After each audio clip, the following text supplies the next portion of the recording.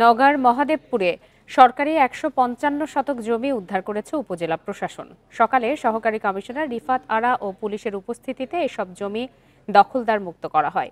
উপজেলা সহকারী কমিশনার রিফাত আরা জানান, স্থানীয় আব্দুল হান্নান ও তার সহযোগীরা দীর্ঘদিন ধরে ১ একর ৫৫ শতক সরকারি জমি ও পুকুর দখল করে রেখেছিল। তাদের নানাভাবে নিষেধ করা সত্ত্বেও দখল না ছাড়াই আজ ওই জমি ও একটি পুকুর দখলমুক্ত করা হয়েছে। এ সময় জমিতে থাকা ধান কেটে তা নিলামে বিক্রিও করা হয়েছে। এসব জমির বিষয়ে পরে সিদ্ধান্ত নেওয়ার কথা জানিয়েছে সহকারী ভূমি কমিশনার। দখলমুক্ত করার পর সেখানে সাইনবোর্ড ও লাল পতাকা টানিয়ে দিয়েছে প্রশাসন। বিগত 25 বছর ধরে তারা অবৈধভাবে ভোগ দখলে ছিল। আমরা সহকারী কমিশনার ভূমির নির্দেশে আমরা আজকের এই ধান কাটা শেষ করে আমরা এই সরকারি জমি আজকে আমরা দখল নিলাম এবং এখানে প্রায় জমির পরিমাণ 3 বিঘাতে ধান লাগাইছে, পার্শ্ববর্তী বাড়িও আছে, সঙ্গে খাস পুকুরও আছে। খাস পুকুরে আমাদের সাইনবোর্ড মারা আছে।